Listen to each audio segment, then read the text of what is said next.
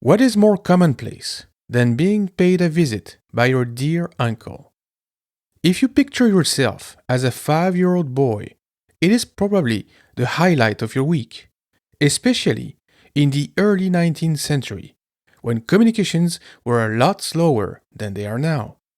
Hence, what a joy it must have been for children back then to seeing their dear uncle arrive and relish them with stories of his latest adventures. And imagine, dear listeners, when that uncle was no other than Emperor Napoleon, coming back from a campaign in Russia, Germany, or elsewhere. The man had spent the last 2 decades fighting wars all over the continent and even in Africa, while taking over France and revamping its institutions from the ground up.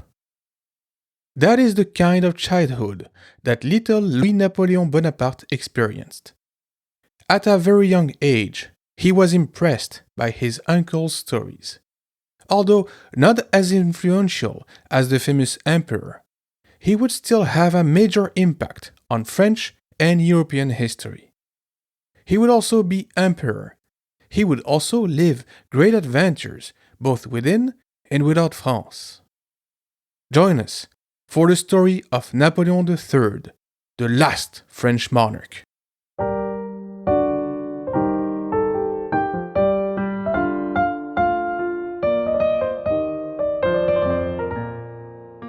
Hello, and welcome to Lafayette We Are Here, the French history podcast by a Frenchman.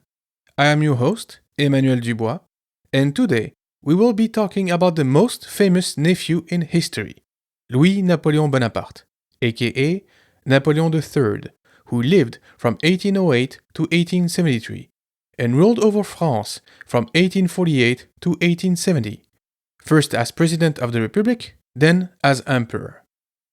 I encourage you to listen to my episodes on Napoleon I to get an idea of what went on in France and Europe after the French Revolution of 1789. You can also listen to my episode on the Franco-Prussian War of 1870 to get more details on that conflict that brought down the Second Empire. I will of course talk about it here, albeit in less detail. As you will find out, dear listeners, the story of the last French sovereign is one of contrasts and contradictions. In many ways, Louis-Napoleon will ride on the fame of his uncle, proving to be conservative, even reactionary. But he will also be a force for change, especially in Paris, the heart of his empire.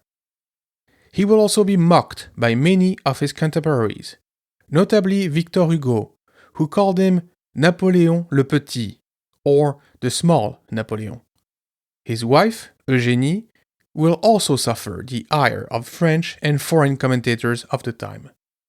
In part because of Hugo, a dark legend emerged about Napoleon III, and he has been much maligned during his reign and in the following decades.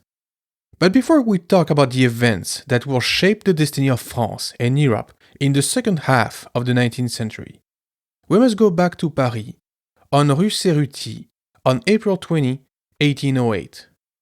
That is the place and time when Charles Louis-Napoléon Bonaparte is born. We will call him Louis-Napoléon from now on. His parents are Louis Bonaparte, the emperor's brother, and Hortense de Beauharnais, daughter of Joséphine de Beauharnais, the emperor's first wife. If anything, European monarchs know how to keep everything within the family, don't they? Let's dive a little bit deeper into the early life of Louis-Napoléon.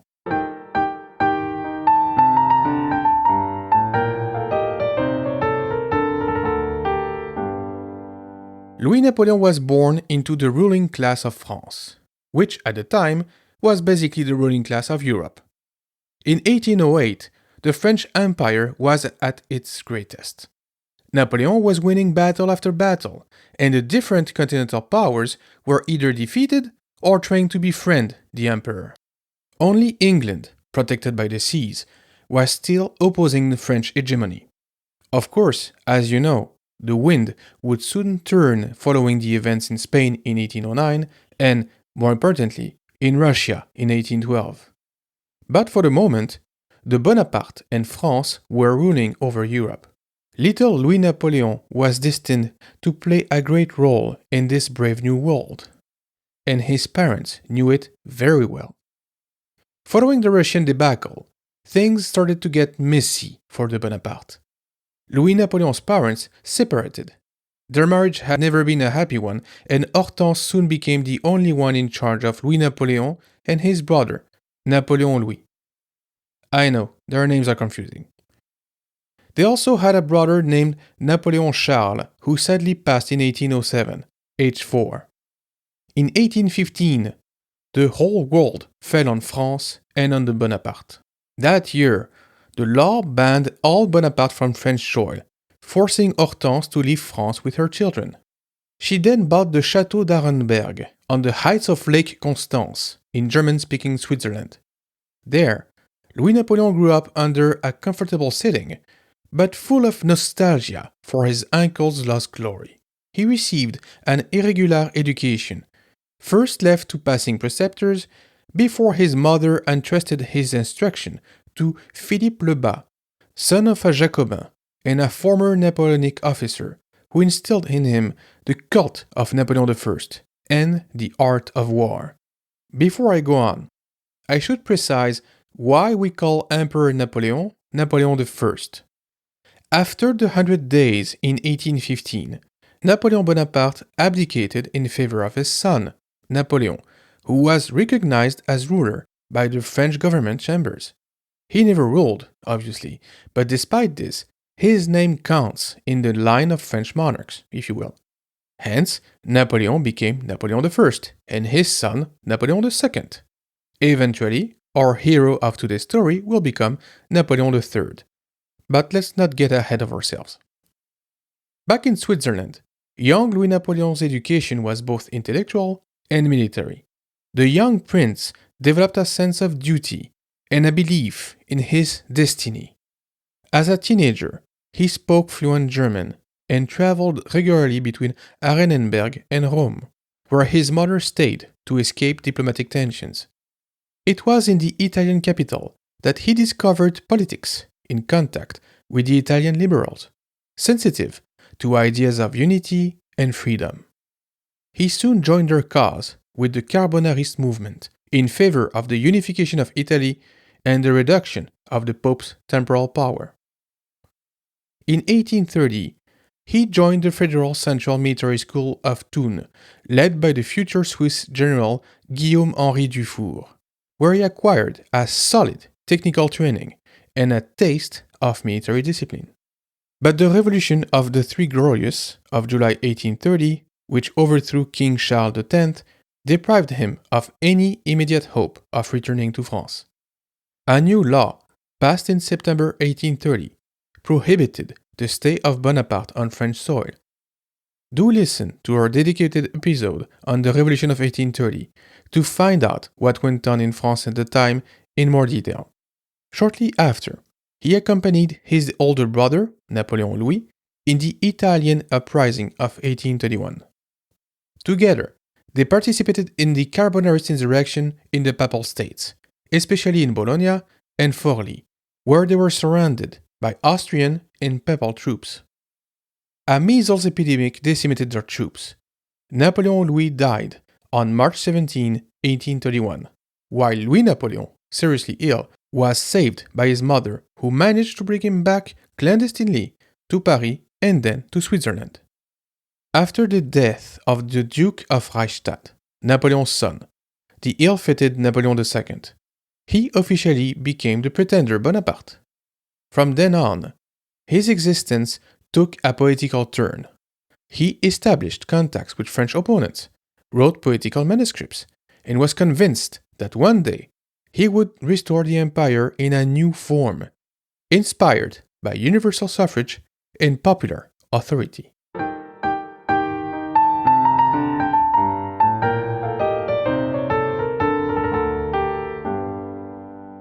Based in Arenenberg, Louis Napoleon corresponded with figures of the French liberal opposition, Among them, Chateaubriand, Madame Récamier, or Alexandre Dumas.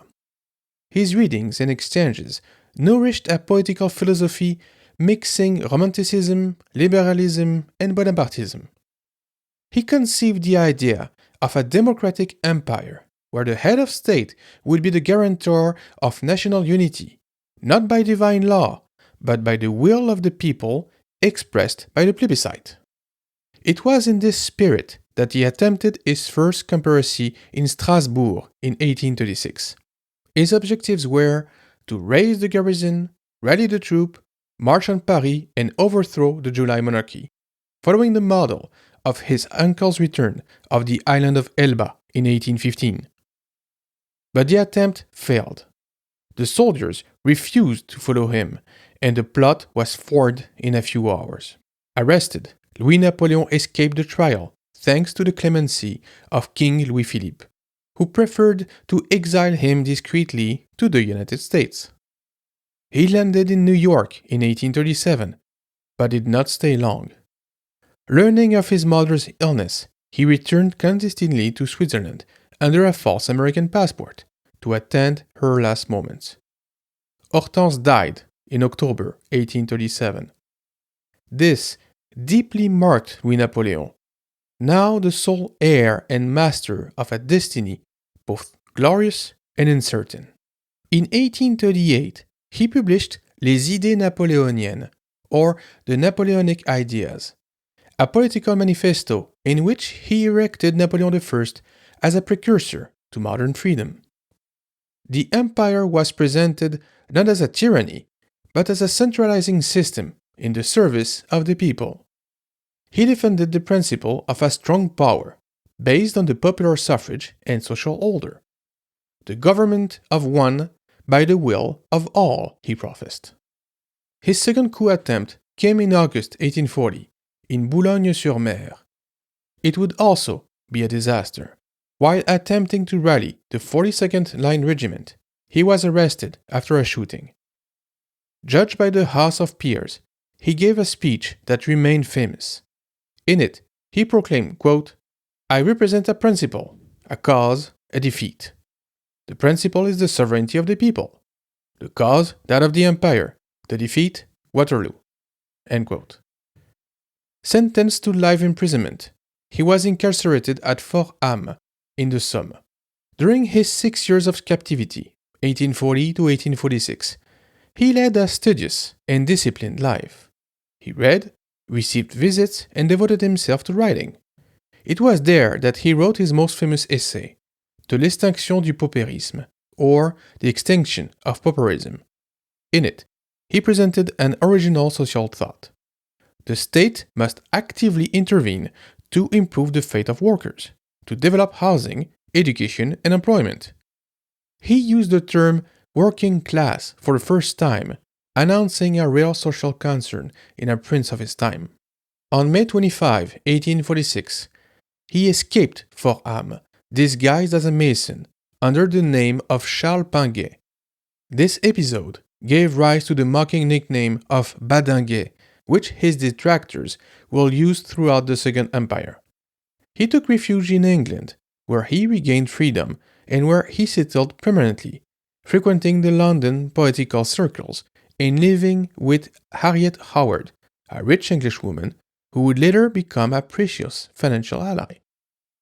After several years of exile and failures, Louis-Napoléon Bonaparte returned to the political scene during the 1848 elections, the year of the fall of the July monarchy. In June, he was elected deputy in 4 départements, Seine, Yonne, Charente-Inférieure, and Corsica, before being elected again in September 1848 in 5 départements, including Moselle, with about 300,000 votes. His return to France aroused curiosity and distrust. Victor Hugo said that in the assembly he sat, quote, on the upper benches of the left, behind his former preceptor, Vieillard. End quote. On November 4, 1848, the new constitution of the Second Republic was promulgated. It instituted the election of the president by universal male suffrage, a first in the history of France. Louis-Napoleon immediately declared his candidacy, financed by his English companion, Harriet Howard, and by the Marquis Pallavicini. He gathered various supporters, the Party of the Order, liberals such as Odilon Barrot, Adolphe Thiers, or even Victor Hugo, then seduced by the symbol of the name Bonaparte. Hugo proclaimed, quote, "The name of Napoleon cannot be made smaller." End quote. Elections were held on December 10 and 11, 1848. The results, proclaimed on December 20, gave Louis-Napoleon an overwhelming victory, over 5.5 million votes against less than 1.5 for Cavaignac, and very low scores for Ledru-Rollin, Raspail, and Lamartine. With over 74% of the vote, at the age of 40, he became the first president of the French Republic, and the youngest elected head of state in French history until Emmanuel Macron in 2017. His triumph was based on broad peasant support and the imperial legend, revived by the return of Napoleon's ashes in 1840. The rural world, worried about revolutionary disorder, saw in him a symbol of order and stability. The conservative elites thought they could control him, while the people recognized in him the heir to the emperor and the supporter of popular suffrage. On the same day, he was sworn in before the Constituent Assembly, swearing allegiance to the Constitution, which limited his mandate to 4 non-renewable years. This ambiguous oath marked the beginning of a regime torn between republican ideals and imperial nostalgia. Louis-Napoleon settled in the Élysée, a republican symbol, rather than in the Tuileries, residence of kings and emperors. But it was all for show.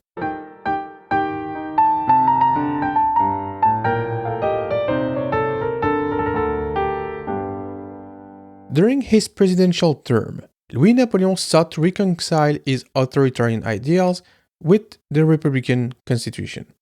His government, led first by Odilon Barrot, then by Léon Fauché and Alphonse-Henri d'Hautpoul, had to deal with an assembly dominated by moderate Republicans and monarchists.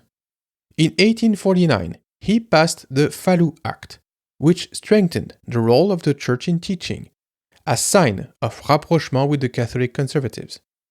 But the same year, he opposed the Assembly on the issue of universal suffrage. The legislative majority, fearing the rise of the Democratic Socialist Party, voted the law of May 31, 1850, restricting the right to vote to those who could justify 3 years of continuous residence. This measure deprived nearly 3 million French people of their voices. Louis-Napoleon publicly opposed it, posing as a defender of the people against parliamentarians. At the same time, he multiplied trips to the provinces, where he cultivated his image as a leader close to the masses. Each move became a manifestation of Bonapartistic loyalty. He delivered speeches on unity, order, and prosperity, promising to return the country to its greatness. This permanent campaigning prepared public opinion for a regime change. At the end of 1851, his term came to an end, but the Constitution prohibited his re-election.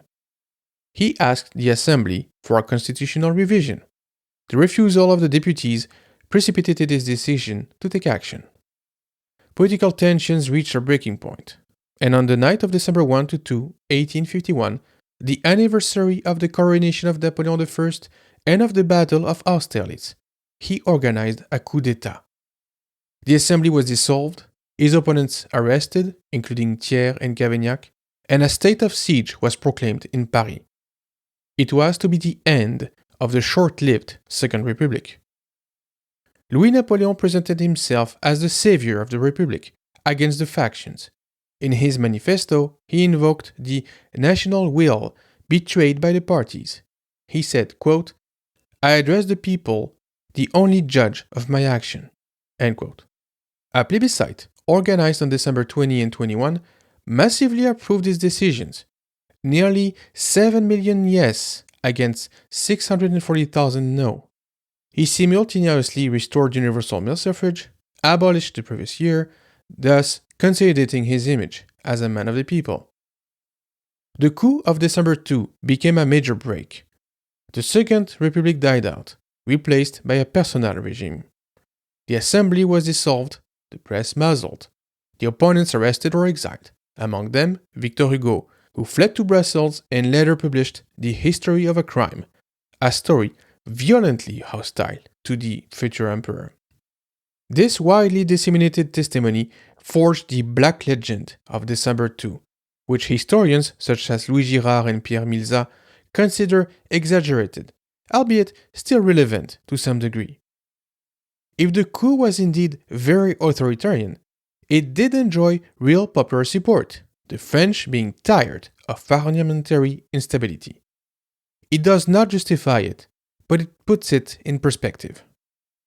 After his success in the plebiscite, Louis-Napoléon began the drafting of a new constitution, published in January 1852.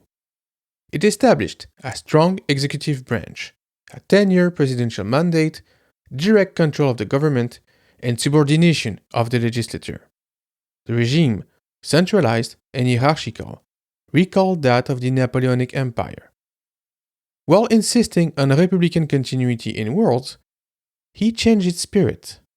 France was getting used to talking about a prince-président. In practice, institutions were emptying of their democratic substance. The administration became the instrument of official propaganda. In an October 1852 speech, Napoleon proclaimed, quote, "Out of a spirit of defiance, some people say the empire means war. I say the empire means peace." End quote. Finally, on December 2, 1852, exactly 1 year after the coup, a second plebiscite transformed the Republic into an empire.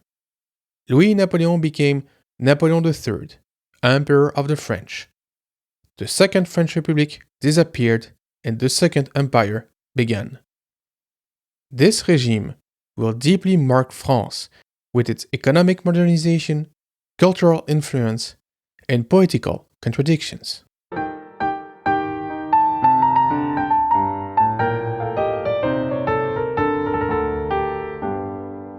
The Constitution of January 1852, already tailored to Napoleon III, is adapted to give him full executive powers. The new sovereign proclaimed himself guarantor of order and prosperity, while claiming his mandate from the people. The regime he established, which historians will call the authoritarian empire, was based on 3 pillars: administrative centralization, imperial propaganda, and the plebiscite as political legitimization. Universal male suffrage, reinstated in 1851, remained in force, but was governed by prefectural control. Official candidates, supported by the government, benefited from all the administrative power. The emperor concentrated in his hands the executive power and a large part of the legislative power.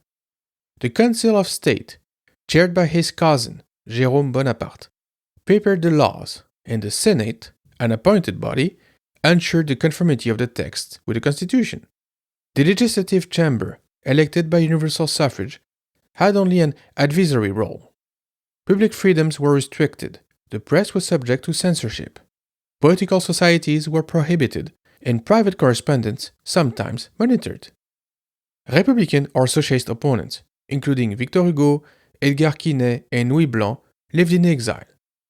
However, Napoleon III sought to soften the apparent hardness of his regime through a policy of national reconciliation and a modern staging of power.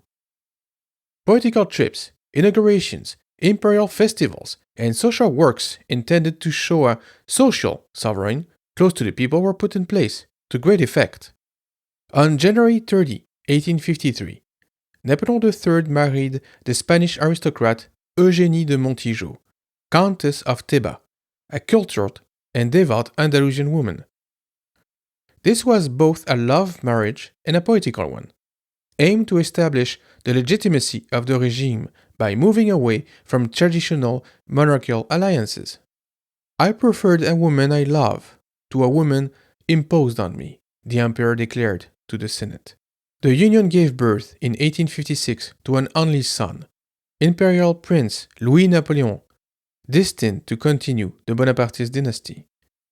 The birth was hailed by national celebrations and reinforced the popularity of the imperial couple. Empress Eugénie played a real political role, especially in religious and diplomatic affairs.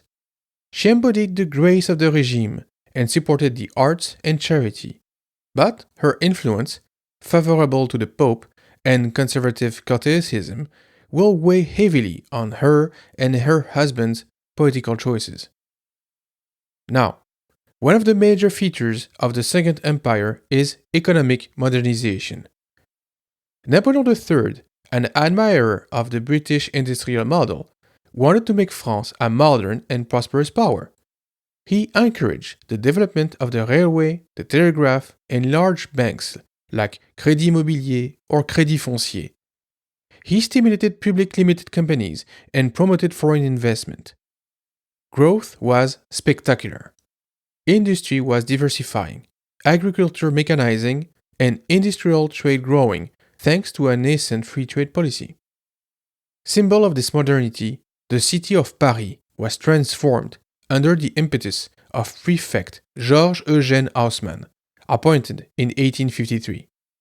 The imperial urban planning program comprised the cutting of new avenues, the creation of parks, and the construction of modern sewers, water, and gas networks. It radically changed the face of the capital. This work intended as much to clean up and beautify the city as to facilitate the maintenance of order made Paris the showcase of the regime. At the same time, Napoleon III promoted a pragmatic social policy, consistent with his ideas from Fort-Ham. He encouraged the construction of workers' housing, supported saving banks, and defended the principle of workers' association. These initiatives, often limited, nevertheless reflected a desire to appease social tension and rally the working class to the regime. At the international level, Napoleon III wanted to restore French greatness, compromised since 1815. His first success was in the Crimean War from 1854 to 1856, fought alongside Great Britain against Russia to defend the Ottoman Empire. The Franco-British victory, sealed by the Treaty of Paris of 1856, strengthened France's prestige and symbolized its return to the European concert of nations. Soon after, Napoleon III intervened in the Italian question. Faithful to his commitment to nationalities, he supported Piedmont-Sardinia against Austria during the Italian campaign of 1859.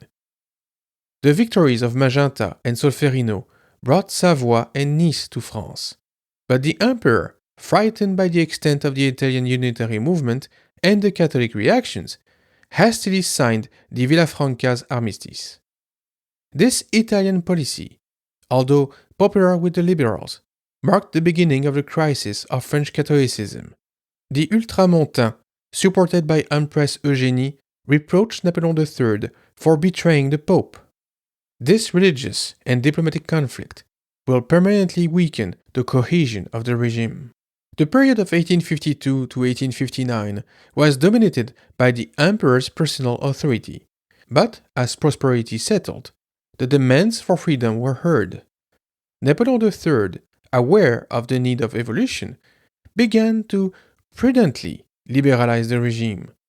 He allowed for a more open debate in the legislative body, softened censorship, and appointed more independent ministers, initiating the transition to what will soon be nicknamed the Liberal Empire.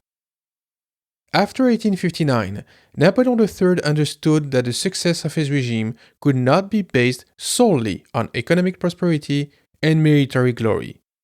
The Republican opposition, initially suffocated, found new relays within the liberal bourgeoisie, intellectual circles, and an increasingly searing press. The emperor, aging and suffering from recurrent kidney crisis, began to advocate a relaxation of the regime, convinced that stability passed through the association of the people with the government rather than by the imperial authority alone. From 1860 onwards, several liberal measures were adopted. By the Senatus Consulte of November 24, 1860, Napoleon III granted the legislative body the right to address the throne, that is to say, to discuss the government program. Then, in 1867, a new Senatus Consulte strengthened parliamentary control. Ministers could be questioned. The budget was the subject of more open debates, and freedom of the press widened significantly. These reforms, inspired by the British model he admired, gradually transformed the Second Empire into a de facto constitutional monarchy, although the emperor retained the fullness of executive power. The liberal turn was accompanied by a renewal of the political staff. Moderates like Émile Ollivier, once a Republican opponent, agreed to, quote, rally to the empire to make it evolve. This movement of imperial liberalism was embodied in Olivier's formula, quote, the empire is peace, but with freedom, end quote. He was making a direct reference to Napoleon III's 1852 speech. The emperor then strived to reconcile the Bonapartist tradition of strong power with the growing demand for democratic representation. That being said, under the Second Empire, France did experience unprecedented economic growth, as I have touched upon before. Industrialization was accelerating. Metallurgy, coal, textiles, chemistry, railways, and shipbuildings were driving the country towards modernity. Exports multiplied, especially after the signing of the Franco-British Free Trade Treaty of 1860 with the United Kingdom, negotiated by French Minister Michel Chevalier and British economist Richard Cobden. This very symbolic treaty abolished many tariffs and marked the beginning of modern free trade in Europe. Major works ensued. Canals, ports, railway lines, and infrastructures transformed the territory. Paris continued to beautify itself. The Haussmannian Boulevard became the theater of urban life, showcase of an imperial art of life, based on progress, fashion, and luxury. The industrial and financial bourgeoisie thrived, while the working class began to organize, encouraged by a relaxation of coalition laws. In 1864, the law Olivier legalized the right to strike in France, for good.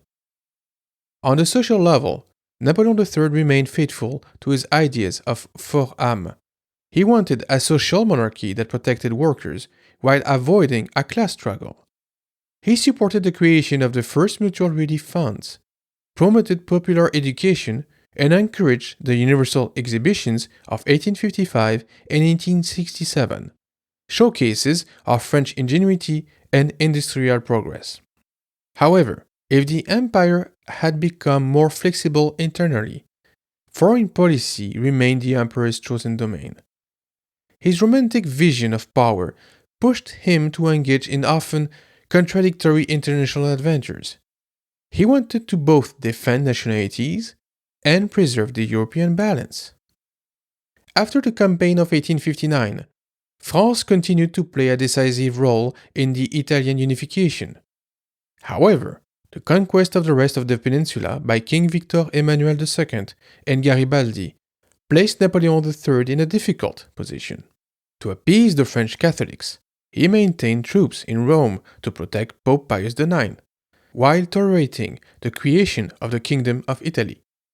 This contradiction, supporting both the Pope and the Italian patriots, became a permanent source of internal tension. The emperor also extended the French presence overseas. In Africa, Algeria became a more solidly administered territory. In Asia, France established itself in Cochin China, present-day Vietnam. Listen to my dedicated episode on French Indochina to learn more about that story. In the Middle East, he asserted himself as a protector of the Christians of the Levant. But it was in Mexico that Napoleon made his most costly mistake. In 1862, taking advantage of the American Civil War, he tried to impose a Catholic and Latin empire in America. hoping to counterbalance the influence of the United States. The expedition, initially victorious, turned into a disaster. He backed the establishment of a monarchy in Mexico, offering the throne to Archduke Maximilian of Austria, a young, idealistic Habsburg. French troops landed in 1862, but their first attempt to take Puebla ended in a humiliating defeat on May 5, 1862, the origin of Cinco de Mayo. The following year, after reinforcements arrived, France captured Mexico City, and Maximilian was installed as emperor in 1864. The US Civil War ended in 1865, freeing the United States to support President Benito Juárez diplomatically and militarily. Facing pressure from Washington and rising costs, Napoleon III withdrew French troops in 1866-67. Emperor Maximilian was captured and executed by firing squad in 1867. The defeat ruins the regime's military prestige and aroused strong criticism, including among the moderated Bonapartists. But the regime's nemesis would not come from across the ocean. It was a lot closer, across the Rhine River. While Napoleon was losing in Mexico, Bismarck and Prussia were winning everywhere and creating a new reality in Central Europe, a unified Germany.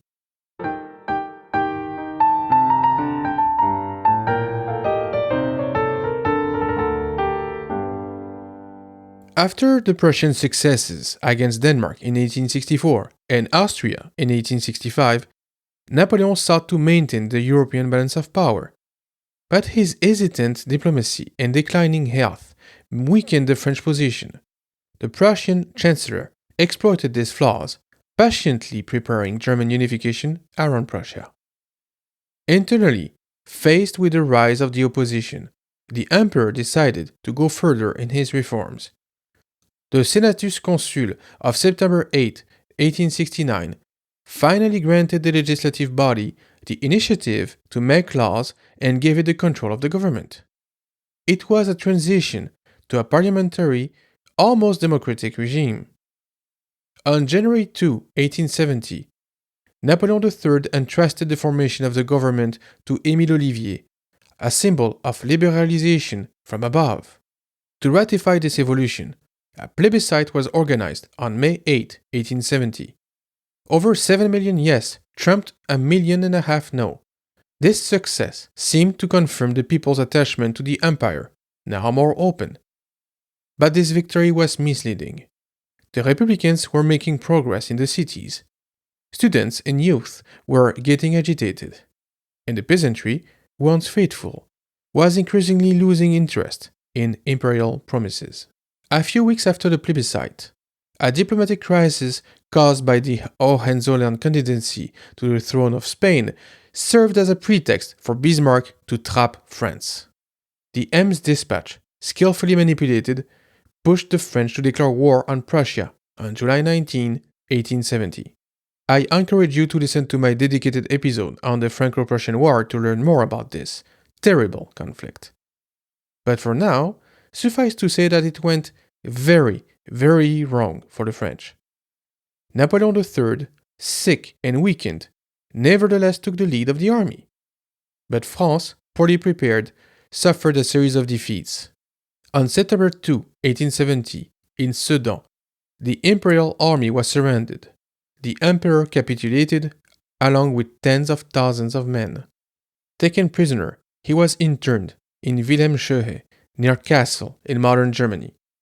2 days later, on September 4, the Republic was proclaimed in Paris. The Second Empire collapsed, even quicker than it had appeared. Released in the spring of 1871, after signing the Treaty of Frankfurt, Napoleon III joined Empress Eugénie in England, where she took refuge in September 1870 with their son, the 15-year-old Imperial Prince Louis-Napoléon. The family moved to Camden Place, a luxurious residence in Chislehurst, Kent. The imperial couple led a withdrawn existence, imbued with melancholy and dignity. The fallen emperor, weakened by the kidney crisis he had suffered for several years, stayed away from French political quarrels. However, he followed events with concern. The Commune of Paris, the bloody repression of May 1871, the slow stabilization of the Third Republic. His faithful followers, grouped around men like Rouet or Général Fleury, still hoped for a return of the imperial prince. But Napoleon himself knew that his time had come and gone. During his exile, he wrote and dictated several memoirs in which he sought to justify his work. The modernization of the country, the liberalization of the regime, and his sincere will to reconcile order and freedom. He also tried to defend himself against the accusation of having provoked the War of 1870, which he considered a maneuver by Bismarck. On January 9, 1873, at the age of 64, Napoleon III died in Chislehurst, following bladder surgery. His last words were, quote, "Weren't you in Sedan?" End quote. His death provoked contrasting reactions in France. Indifference in the Republican ranks, sincere sadness among the former Bonapartists and part of the rural people. The funeral took place in Chislehurst, in the presence of Empress Eugénie and some friends. His coffin was laid in the St. Mary Chapel, which became a discreet place of pilgrimage for people nostalgic of the Second Empire. The emperor's only son, Louis-Napoléon, was raised in England. Empress Eugénie watched over his military and patriotic education, hoping that one day he could restore the empire. In 1879, at the age of 23, he obtained permission to join a British expedition against the Zulus in South Africa as an observer. On June 1, 1879, he was killed by Zulu warriors during a poorly protected reconnaissance. Eugénie had lost her only son. The Bonaparte had lost the last heir from the lines of Napoleon I and Hortense de Beauharnais.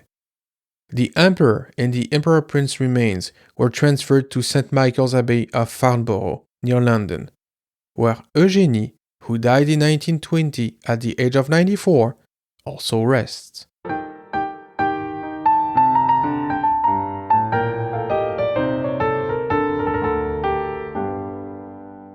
The historical balance sheet of Napoleon III's reign remains complex and contrasting.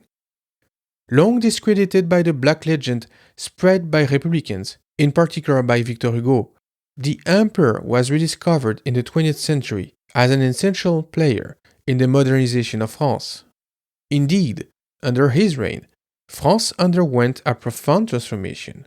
The nation entered the modern age with an unprecedented wave on industrialization and infrastructure works. Over 20,000 kilometers of railways, new ports and canals, the spread of the telegraph, and the birth of modern banking. Haussmann's Grand Urban Project reshaped Paris into a symbol of modernity and hygiene, while a policy of economic openness encouraged trade, free markets, and international exhibitions. At the same time, early social measures appeared. The recognition of the right to organize, the construction of workers' housing, and the rise of a new middle class, all marking the first stirring of a social conscience within the state. These achievements placed the Second Empire firmly within the momentum of the Industrial Revolution, transforming France into a modern, outward-looking economic power. Yet, Napoleon III's ambitions went beyond material progress. His later years revealed a desire to reconcile authority and liberty, prefiguring the parliamentary democracy to come. His democratic empire, founded on universal suffrage, foreshadowed elements of the Third Republic's liberal institutions. However, Napoleon was an unfortunate strategist. The disasters of his foreign policy in Mexico and above all at Sedan shattered both his prestige and his empire. His dreams of a strong and independent France succumbed to the diplomatic misjudgment and military failure. For decades, history judged him harshly as an adventurer or despot. Only later did historians such as Louis Girard, Pierre Milzat, Éric Anseau, and others restored nuance, highlighting the coherence of a modernizing Bonapartism. Authoritarian in its beginnings, sincerely liberal in its final evolution. Today, his reign appears as a decisive bridge between past and future, a link between the conservative monarchy of 1830 to 1848 and the democratic republics of the 20th century. Napoleon III sought, often clumsily but earnestly, to reconcile the people with power, order with progress, tradition with modernity. His destiny, prince in exile, conspirator, prisoner, emperor, reformer, vanquished and outlaw, remains one of the most romantic of the 19th century. Napoleon was France's last monarch, yet also the first truly modern head of state to grasp the power of universal suffrage, economics, and public communication. Though he failed to secure the lasting stability he promised, he left France irreversibly transformed, a nation that, through him, crossed the threshold from the old world to the modern age. Thank you for listening. Au revoir.